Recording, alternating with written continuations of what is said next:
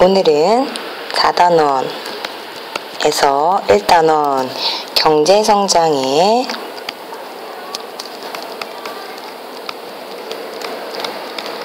그림자에서 첫 번째 시간입니다.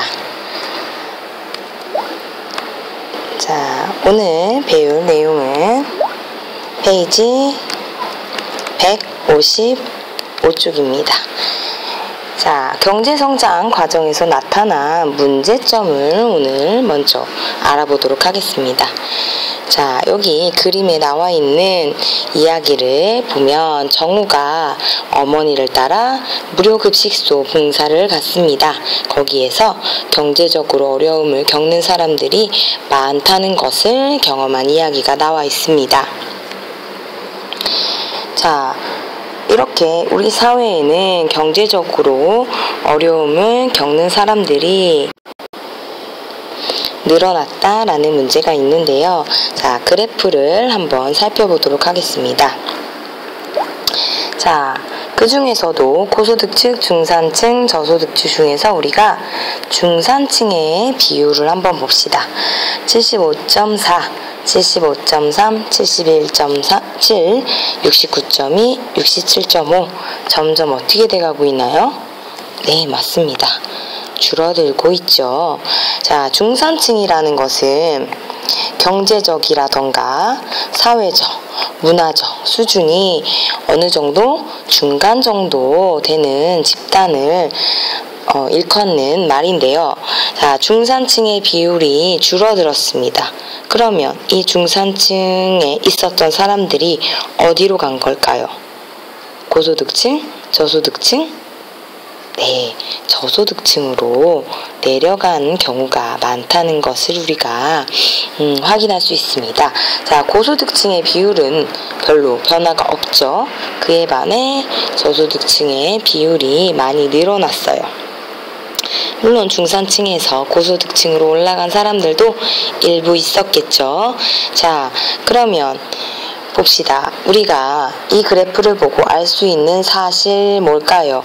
원래는 고소득층이 17.5, 저소득층이 7.5 정도고 대부분이 중산층을 차지하고 있었는데 고소득층이 늘어나고 저소득층이 늘어나면서 중산층은 줄어들게 되었죠. 그렇다는 건 뭐예요?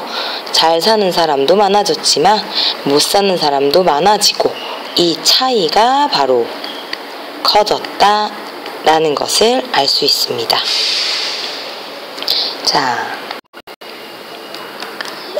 자, 다음 쪽 보면 정우가 이번에는 어머니와 함께 물건을 사러 상점에 갔는데 예전만큼 시원하지가 않았대요. 그 이유는 큰 건물의 실내 냉방 온도를 일정 온도 이하로 낮추지 않도록 권장하고 있기 때문이라고 말씀하셨다고 나와 있는데요. 자, 그 이유는 뭘까요? 네, 맞습니다. 에너지를 절약하기 위해서죠. 자, 에너지 절약은 그렇다면 왜 하는 걸까요? 우리 알고 있죠? 네, 우리가 가진 자원이 한정돼 있어요. 어떤 거? 석유나 석탄 등의 자원이 한정돼 있는데 그전에는 에어컨 같은 물건들이 있지 않았기 때문에 에너지 절약 별로 신경 쓸 필요가 없었어요.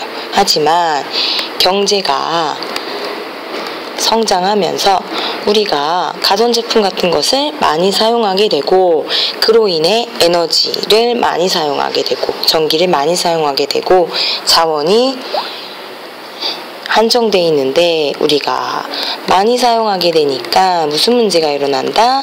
맞습니다. 부족한 문제가 생기게 됐습니다.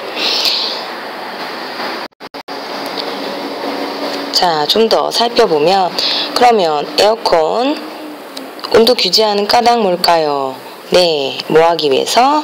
에너지 절약하기 위해서죠. 자, 에너지 절약하지 않으면 어떻게 될까요? 네, 전기가 부족하게 될 거예요. 그래서 정전이 일어나면 우리 어떻게 돼요? 영어로는 블랙아웃이라고 합니다.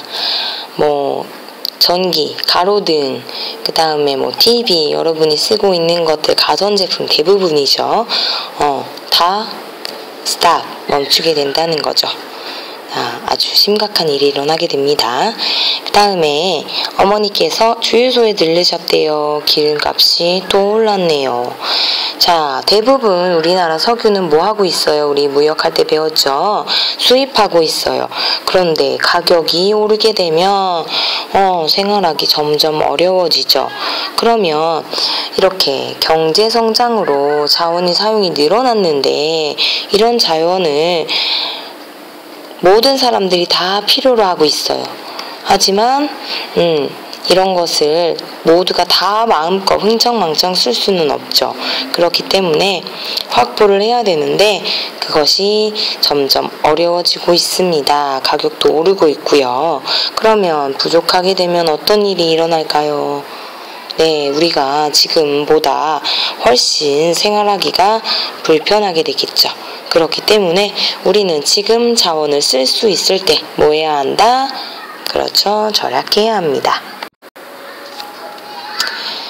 자, 마지막으로 볼게요. 정호 아버지 얘기가 나왔어요. 아버지가요, 요즘에 회사에 노사 문제 때문에 걱정을 많이 하고 계신데요. 자, 노사 문제라는 것은 근로자를 말하고요.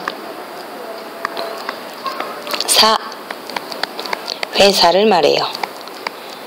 자, 근로자하고요, 회사 간에 서로 의견이 다른 거예요.